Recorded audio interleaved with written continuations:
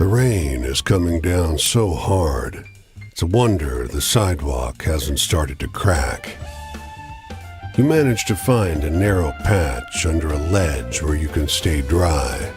A squat man, bundled up in a black fur coat and matching hat, approaches.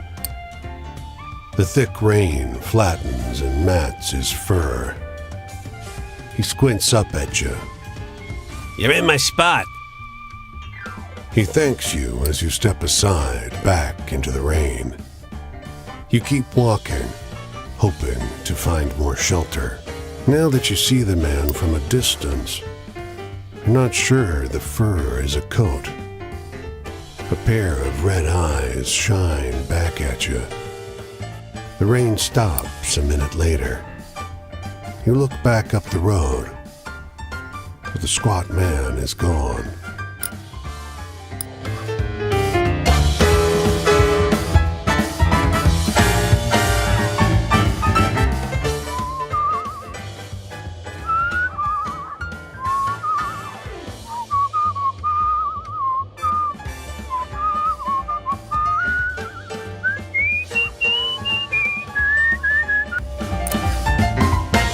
The storm swept in just before sundown, heralded by a purple sky and electricity in the air. You sought shelter alongside a grizzled farmer. All he can do is pace, muttering to himself. Can't just stay here. You catch. Gotta find her. He looks up at you. My daughter was out down the road. He balls his fists. God, fuck this. He hauls open the door, shielding his face from the fierce dust. The dust scours your skin, and razor winds whip at your clothing. You press on through the storm. You see the farmer up ahead. He's on his knees. You manage no more than a cough. The dust thing engulfs the man in his body. The storm whips faster. You make it to safety, but don't manage any sleep. The storm settles in the early hours. You find the farmer laid out in the street, his corpse a shriveled mass.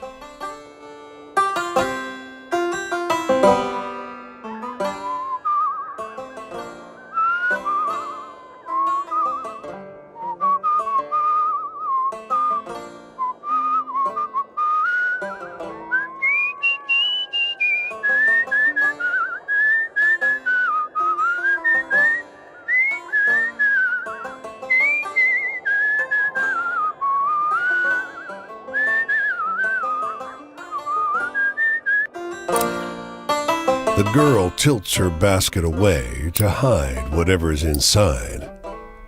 You want to see what I got? I'm not telling. She raises her eyebrows, encouraging you to pry further. Ha! Got you hooked. Too easy. She twists her lips to one side, mimicking a more adult, thoughtful gesture. Excellent. I want you to kill my mother. She looks to check if you're paying attention, then points to a figure working at the other end of the field. The girl bursts into peals of laughter. She doubles over the basket, laughing so hard she's barely able to stand. When she can speak again, she says, You should have seen your face. You really should. 3 kittens snuggle up at the bottom. They're barely old enough to open their eyes. Ma gave them to me for being good. I've called them Badb, Matcha, and Anand, after a story Nana told me. She preens. I'm very clever, you know.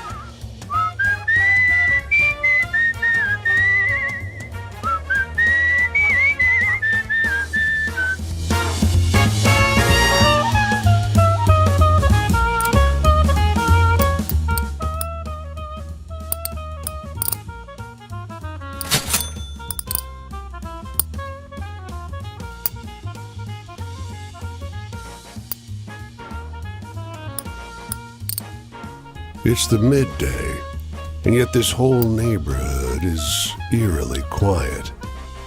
Everyone seems to have retreated into their homes as if warned of something. You get behind a car, putting the engine block between you and the sound. But it's muffled, coming from inside a building. You're in no danger, you think, and running down the cobblestone street, a man in fine, blood-spattered clothes. He has his hands out, mouth open, screaming something. You find an alley and follow it, away from this side of Chicago.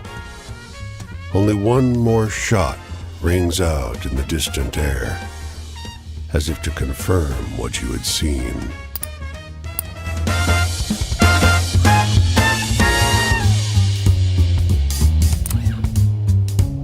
Just a moment there, He says, shaking your hand.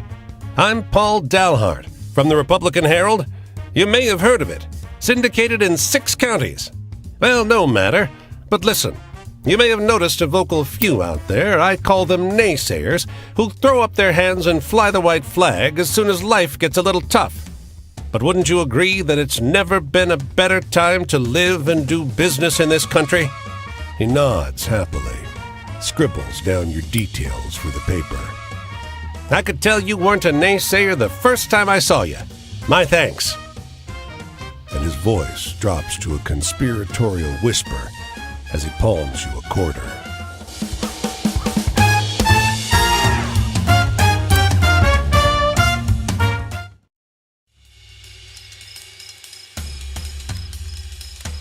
I've met a lot of people like you on this road. There's something you want from it, isn't there? A desire that scratches and scrapes away at the sides of your body. Does being out here feed that part of you? It's that way for me. Living in a state of motion, resting nowhere, returning to no one. I've been a wandering ghost for a while now, and I'll be that way for some time to come. But that's a fate I should have known I was in for. I'm a poet, after all, alone, out here. I spend too much time inside my own head. Can you tell me a hopeful story to lighten my mood?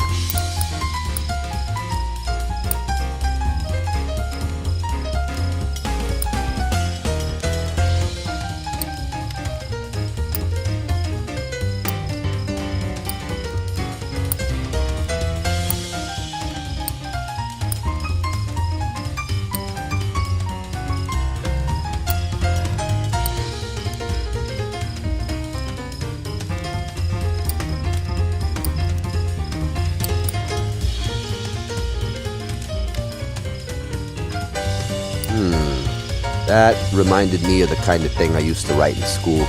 Heaven, we look for it in other people. We all want someone to fill the absence in our lives. I would say, perhaps that's a lost cause. I search for someone out there, some kind of connection, someone to complete me. Silas said, you've become too attached to the idea that someone can complete you. Try letting go. So, this is me, trying to let go. Sometimes I want to hear a sadness that resonates with my own. Do you know any stories like that?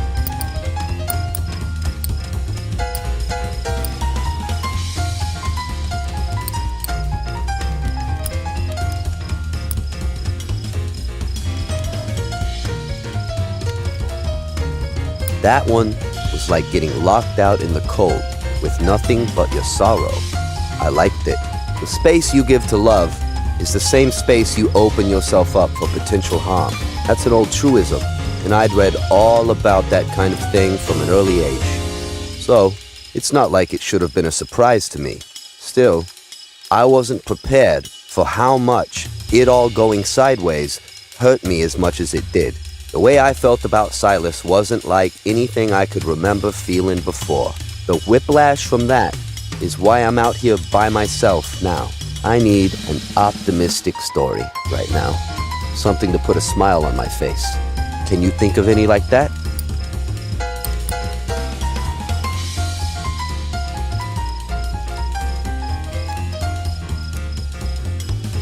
I like that one.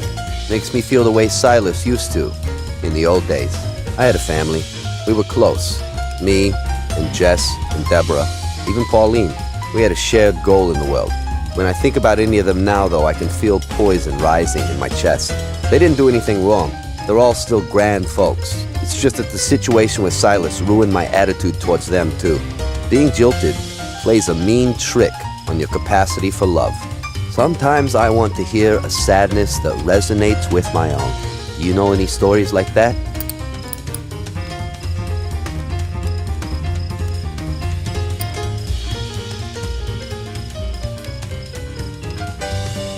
The tragedy in that story, it's real. Have you ever tried writing poetry? I know sadness. These days, the melancholy just settles over me like a heavy bay fog. It makes its residence with me, and I accommodate it. I start to think, well, the world isn't made for being happy in, not for someone like me. My old friends have their happiness. Jess and Deborah, Pauline, Silas too. And good for them. It'd be wrong to begrudge someone their happiness, wouldn't it? No matter how jealous you are. Sometimes I want to hear a sadness that resonates with my own. Do you know any stories like that?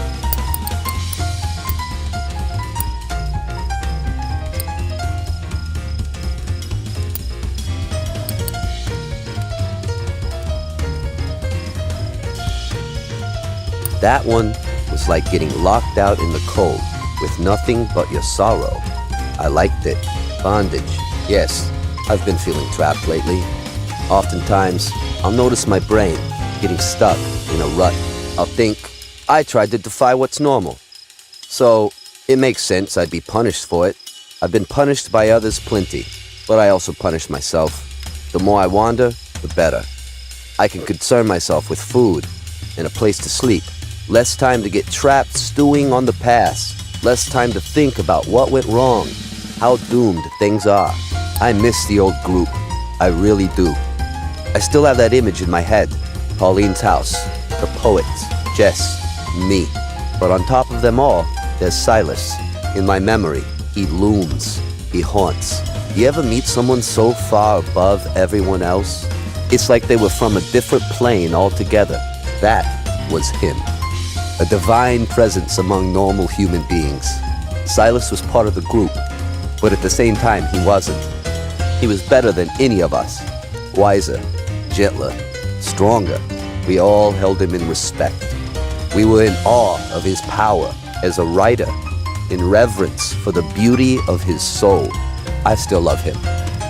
Look, I'm headed out this way. If you find yourself out there, maybe we'll meet again.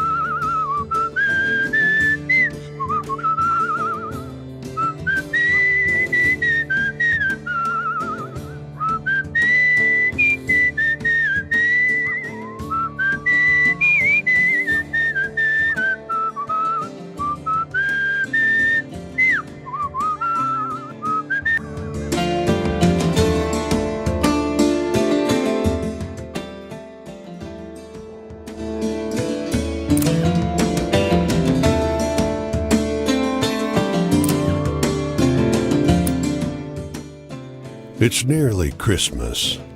Many are drinking liberally. People tut at the man's drunken state. A woman tosses a coin at him without even looking. You press a cloth on the wound, and he hisses with agony. Another man strides up the stairs. The Stetson-wearing man applauds your departure. He addresses the injured man.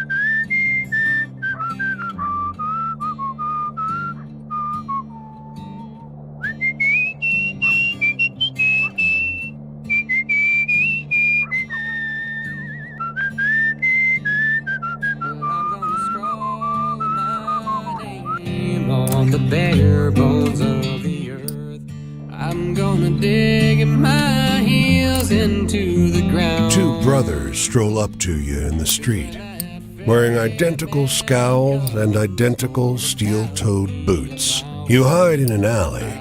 Leave much to find that can be found.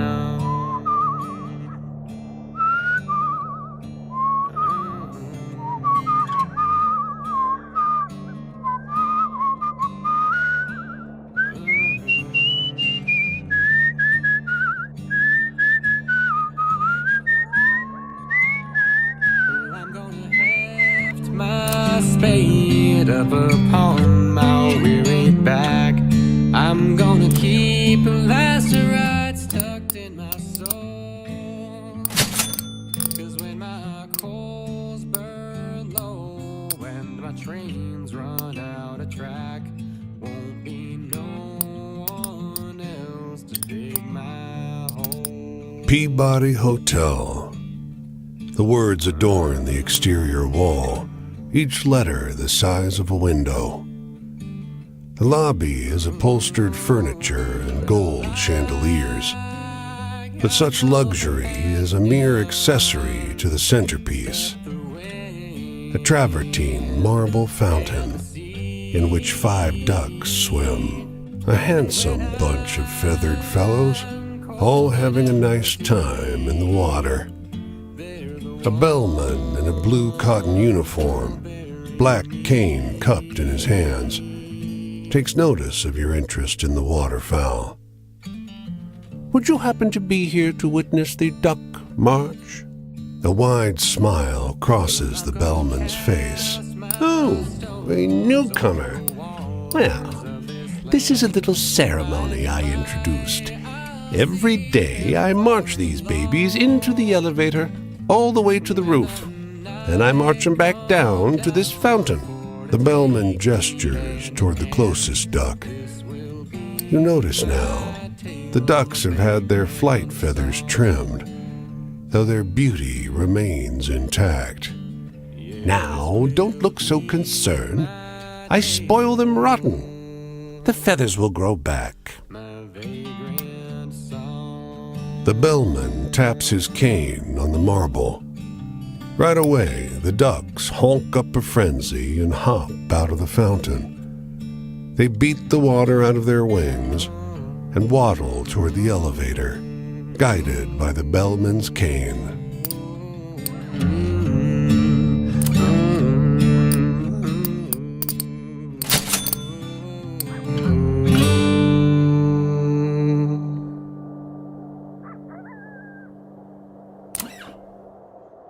You weren't supposed to see this. Outside town, 2 men, You and John dig a hasty grave while the mean son of a bitch beat the life out of us. Did it our folks that way. John squints at the body.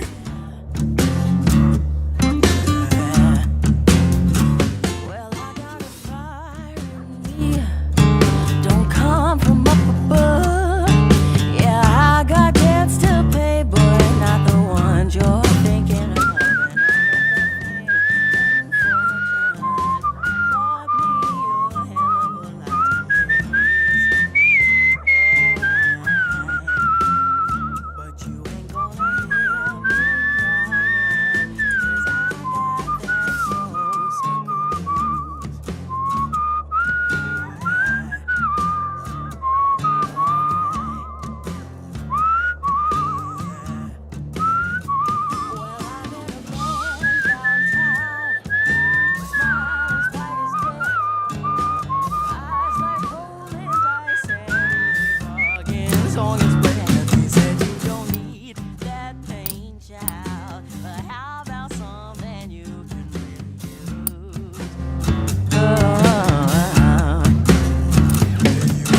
The bull lounges by this construction site, basking in the bitter sun. The bull arches his head languidly away from you.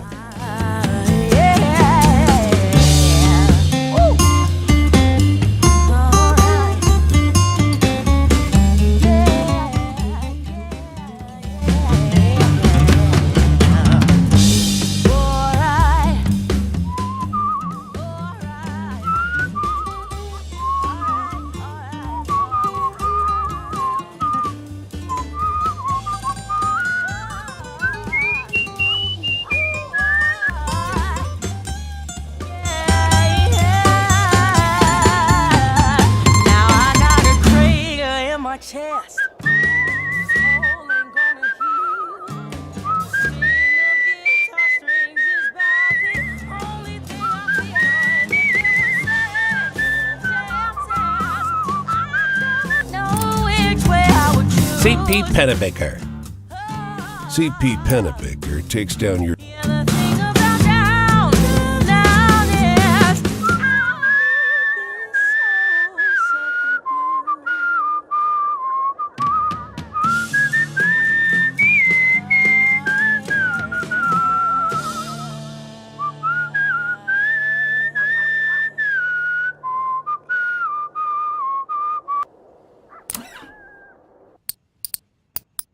Lenny's Antiques has a heady smell. Polish, maybe, or incense. Sunlight doesn't penetrate the blacked-out windows. The place is crammed with furniture and curios.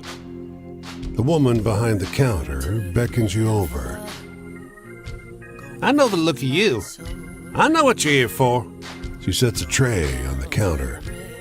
On it sits a hodgepodge of stitched leather pouches of various shapes and sizes.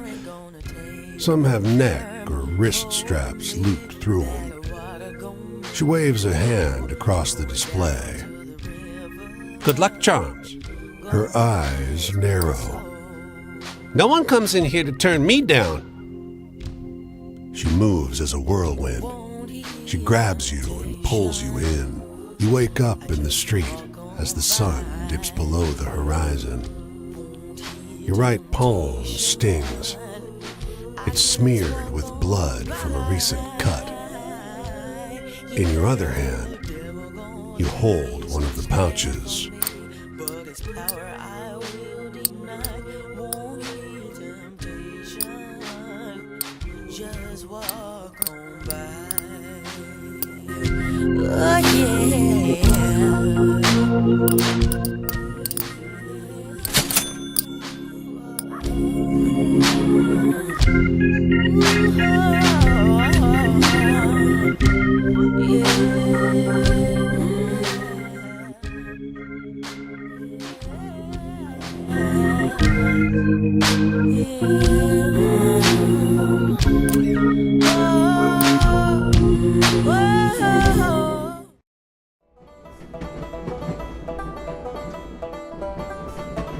Stranger, it's good to see you again.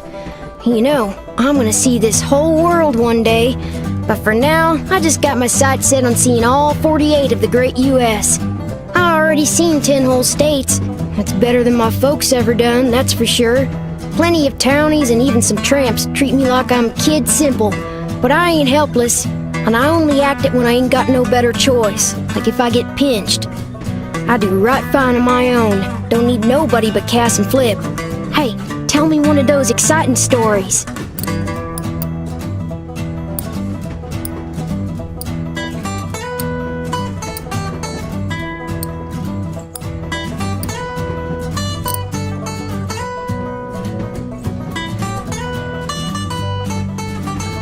Well, that was something. You spin a good yarn. Travel, yeah, I want to see it all, the whole world. My brother used to read me stories of Jules Verne, of rich folks traveling around the world, and all for a lousy bet. It didn't sit right with me that folk with all the coin in their purse should also keep the world in their back pocket. I aim to grab a little piece for myself. Hey, do you got any really thrilling stories to tell? I'm hankering for one of those.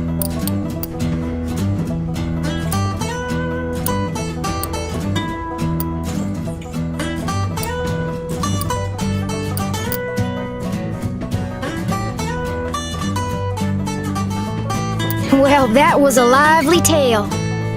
I remember lots of folks talking about fate and fortune before I started my travels. Talk on the river was about them populists and their Louisiana governor. Some folks say they was up to no good, that they was lazy and un-American, cheating fate with government meddling. Others said we all got the right to be kings, if and we'd only let all folks have a fair shot. I suppose I ain't right in line with neither, but I don't think there's nothing un-American about needing help. I want to hear one of them venturing tales. Got any?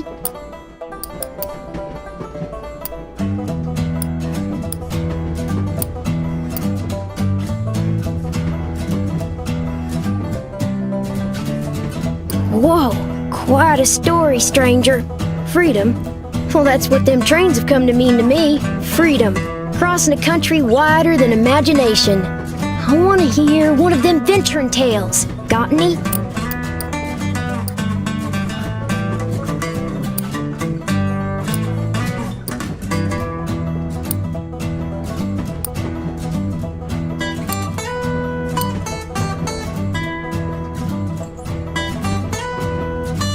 Ain't life got enough tear-jerkers in it without telling stories like that? Choices. Well, we all got choices to make.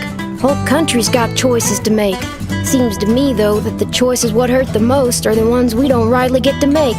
The ones that done get made for us. Hey, tell me a funny story. You seem like you still got a sense of humor.